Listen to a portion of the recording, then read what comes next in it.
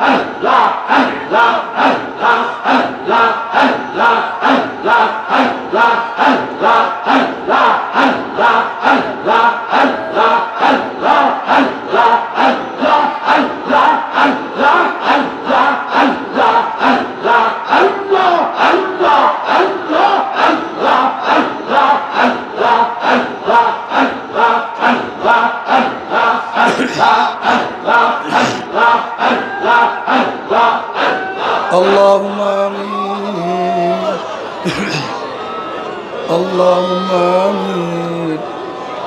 মাফ করে দেন গো মাওলা, মাফ করে দেন, ক্ষমা করে দেন গো মাওলা, ক্ষমা করে দেন। আল্লাহ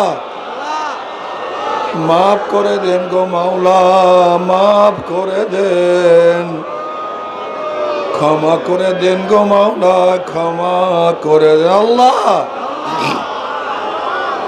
আল্লাহ আমরা কতিপয় গুনাহগার বান্দা, গুনার বোঝা মাথায় নিয়া বহুত আশা করে আপনার শাহী দরবারে হাত তুললাম। দয়া করে মায়া করে আপনি আমাদের জিন্দগির সমস্ত গুনাহ খাতা মাফ করে দেন, সমস্ত গুনাহ খাতা মাফ করে দেন। আল্লাহ গুনার থেকে বাঁচিয়া থাকার তৌফিক দিয়া দেন। ইয়া আল্লাহ আপনার মারিফতের নূরের বাতি আমাদের কলবে জ্বালাইয়া দেন। আল্লাহ যাদেরকে এই ময়দানে নিয়ে আসছেন একজনকে আপনার ওলি না বানাইয়া বিদায় দেন না, একজনকে আপনার ওলি না বানাইয়া বিদায় দেন না।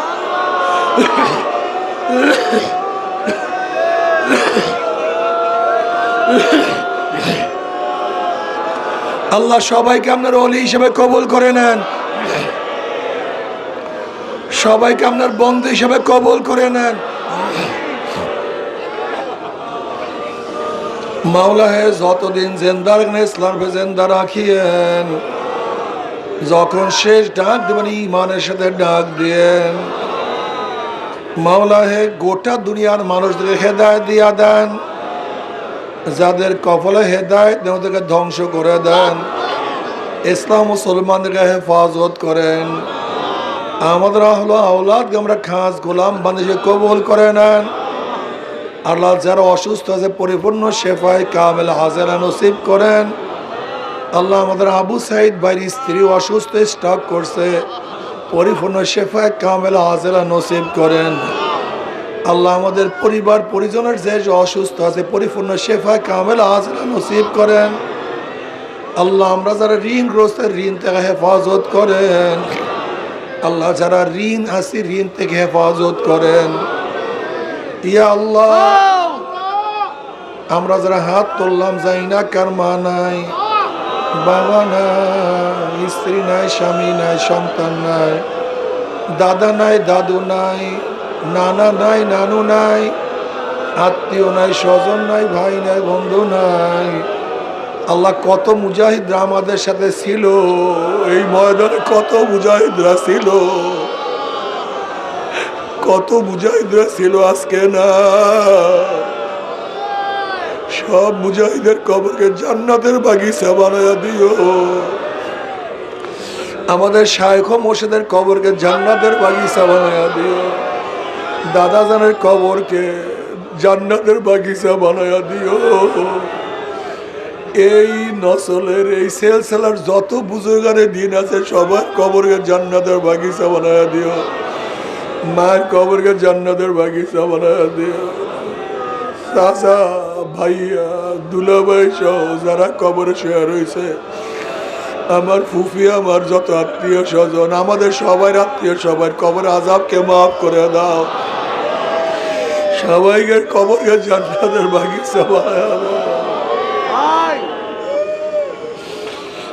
রব্বির হামহুমা কামা রাব্বায়ানি সগীরা। আল্লাহ আমাদের প্রত্যেকের নসলের কিয়ামত পর্যন্ত সবাইকে তোমার ওলি হিসেবে কবুল করে না। আল্লাহ কিয়ামত পর্যন্ত নসলের